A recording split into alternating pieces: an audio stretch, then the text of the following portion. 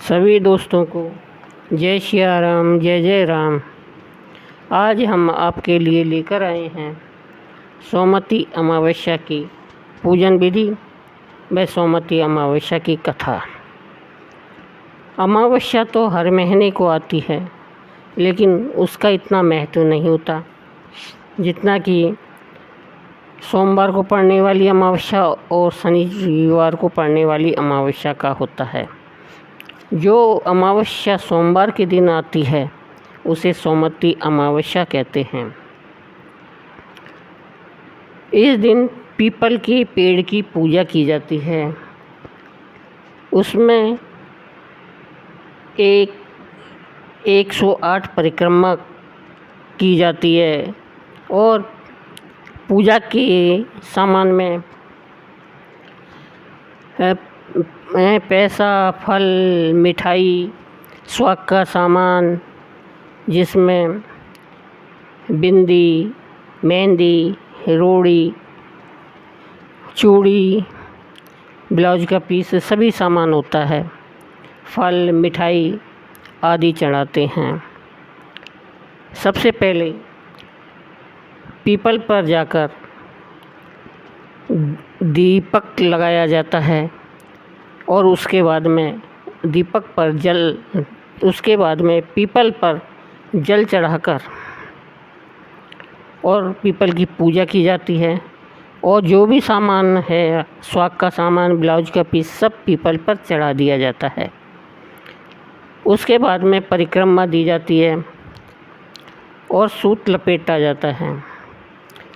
परिक्रमा देते समय सूत लपेटने में थोड़ी परेशानी तो होती है, लेकिन जब धीरे धीरे परिक्रमा देते हैं तो सब ठीक हो जाता है। परिक्रमा देते समय अगर सूत ख़त्म हो जाए तो उस सूत को वहीं लपेटकर परिक्रमा चालू रखनी चाहिए। और अगर पीपल की 108 परिक्रमा देने के बाद में सूत बच जाए तो उस सूत को तोड़ा नहीं जाता, वह सूत वहीं पर लपेट दिया जाता है। वहीं पर सूत की पिंडी को उसी जगह पर टांग दिया जाता है। पीपल की पूजा करने के बाद में सभी को महादेव जी और पार्वती जी की पूजा भी अवश्य करनी चाहिए। पीपल पर आपने जो ब्लाउज का पीस और स्वाग का सामान चढ़ाया है उसमें दक्षिणा रखकर, अगर मंदिर में पंडित जी हैं तो उनको दे देवें, और अगर पंडित जी नहीं हैं तो घर लाकर किसी को भी दान कर देवें। अब सोमवती अमावस्या की कहानी। एक साहूकार था, उसके 7 बेटे, बहू और एक छोटी बेटी थी। उनके घर पर एक जोगी भिक्षा लेने आता, तो जब बहुएं भिक्षा डालती तो ले लेता, और बेटी डालती तो बोलता, बेटी सुहागन तो है पर इसके भाग्य में दुख लिखा है। ऐसे सुनकर बेटी दुबली होने लगी। तो बेटी की माँ ने पूछा कि बेटी तू क्यों सूख रही है। बेटी ने माँ को जोगी वाली बात बता दी। दूसरे दिन माँ छुपकर देख रही थी कि जोगी आया और बेटी से वही बात कहने लगा। तो माँ ने कहा कि बेटी जो कहती है वो ठीक ही कह रही थी। उसने जोगी को कहा, एक तो मेरी बेटी तुझे भिक्षा दे रही है, ऊपर से तू दुराशीष देता है। जोगी ने कहा, उसका भाग्य ऐसा है। तो माँ बोली, इसका उपाय बतलाओ। जोगी बोला, 7 समुंदर पार एक सीमा धोवन रहती है, वो सोमवती अमावस्या का व्रत करती है। वो अपना फल इसे दे देवे तो दुख टल जाएगा। सीमा धोवन को तलाशने लगे। रास्ते में पीपल के नीचे माँ बैठ गई और देखा कि एक सांप गरुड़ के पक्षी के बच्चों को खा रहा था। उसने लपक कर उसे मार दिया। इतने में गरुड़ पक्षी का जोड़ा उड़ता उड़ता आकाश से आया और उस माँ को चोंच मारने लगा। तो बोली, मैंने तो तेरे बच्चों को बचाया है, तेरा गुनाहगार तो यह मरा पड़ा है। गरुड़ बोला, तो तूने मेरे बच्चों को बचाया है तो तू मांगना है सो मांग ले। साहूकारनी बोली, मुझे 7 समुंदर पार पहुंचा दे।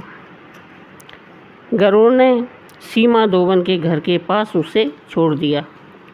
वहाँ सीमा धोवन के 7 बेटे बहू थे और सभी बहुएं काम करते हुए बहुत लड़ती थी। सीमा धोवन को खुश करने के लिए ये सबके सोते समय ही, जब वो सोते रहते हैं उसी समय साहूकारनी सारा काम कर देती। अब सब सोचने लगे कि ये सारा काम कौन कर जाता है। सीमा धोवन ने सोचा कि कौन सी बहू ज़्यादा काम करती है, देखना चाहिए। सीमा धोवन चुपचाप आंख बंद करके सो गई तो देखा कि एक औरत आई और सारा काम करके चुपचाप जाने लगी।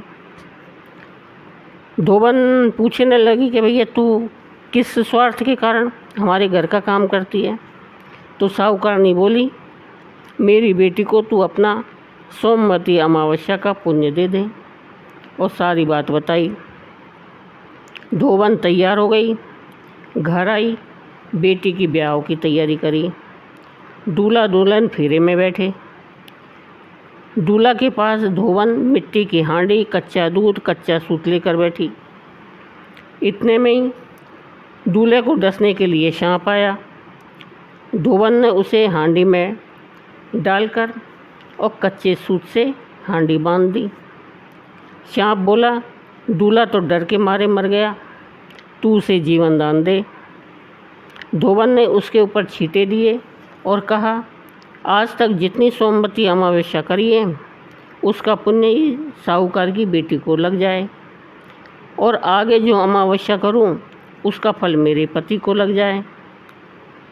इतना बोलते ही दूल्हा उठ गया। काम पूरा हुआ, वो अपने घर जाने लगी। तो साहूकारनी बोली, तुझे मैं क्या दूं? धोवन बोली, मुझे क्या चाहिए, बस एक मिट्टी की हांडी दे दे। रास्ते में सोमवती अमावस्या आई। उसने हांडी के 108 टुकड़े कर पीपल के नीचे रख दिए।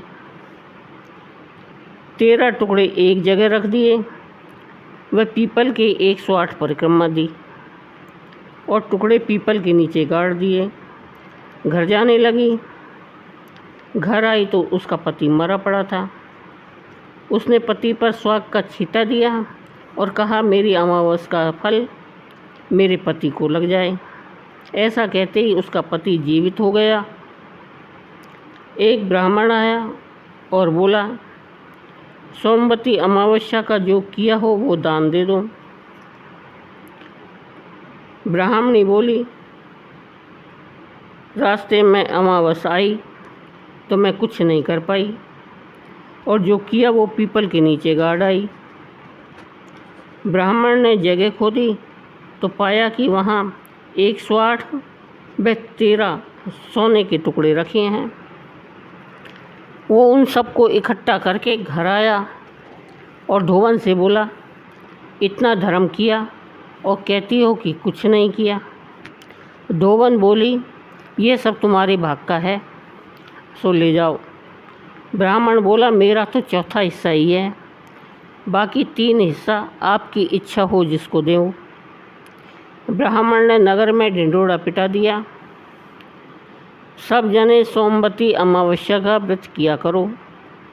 हे सोमवती अमावस्या, साहूकार की बेटी को दिया वैसा सबको देना, अमर स्वाग देना।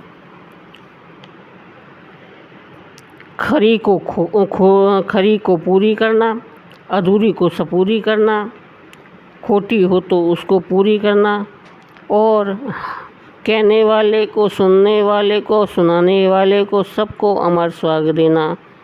बोलो सोमवती अमावस्या की जय। सोमवती अमावस्या पर तुलसी माता का भी बड़ा महत्व है। कई जगहों पर तुलसी की परिक्रमा देकर सोमवती अमावस्या का व्रत किया जाता है। तो तुलसी माता की कहानी। एक ब्राह्मण और ब्राह्मणी थे। उनके कोई संतान नहीं थे। ब्राह्मण सुबह रोज़ाना नदी में स्नान करने जाता और घर आकर पूजा पाठ करता। एक दिन ब्राह्मण नदी पर गया, स्नान संध्या की, फिर जाने लगा तो पीछे से किसी ने आवाज़ दी, बाबा मैं भी आऊँ। उसने पीछे मुड़कर देखा तो कोई नहीं था। फिर से चला और फिर से आवाज़ आई। उसने कहा कोई दिखता तो है नहीं। बोला कि कोई भूत प्रेत हो तो मत आना और कोई देवी देवता हो तो आ जाना। इतने में ही 5 वर्ष की कन्या आई और बोली, बाबा मैं आपके घर आ जाऊं?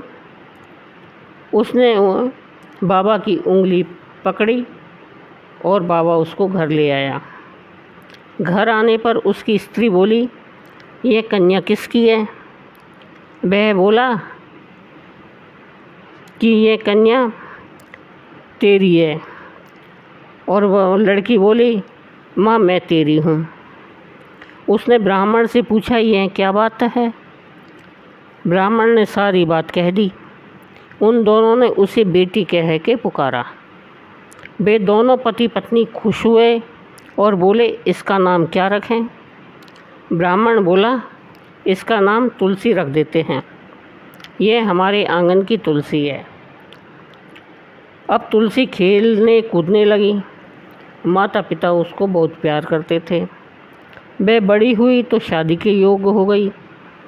माता पिता चिंता करने लगे तो तुलसी बोली, मेरी चिंता मत करना, मुझे तो स्वयं भगवान श्री कृष्ण लेने आएंगे। तुम तैयारियां करो। शादी का मुहूर्त निकाला। कार्तिक शुद्ध एकादशी के दिन तुलसी की शालिग्राम के साथ में शादी हुई और तुलसी जाने लगी। उसके माता पिता रोने लगे, बेटी हम तुम्हें कहाँ लेने आएंगे? तुलसी ने कहा, माता पिता आप मेरी चिंता मत करना, मेरा ससुराल द्वारका धाम है। आप जब याद करोगे तो मैं आ जाऊंगी। आप घर में तुलसी लगाना, उससे मन की शांति होती है, घर की शुद्धि होती है। आंगन की तुलसी को आप सदा हरी भरी रखना, उनकी पूजा अर्चना करना। बोलो तुलसी माता की जय।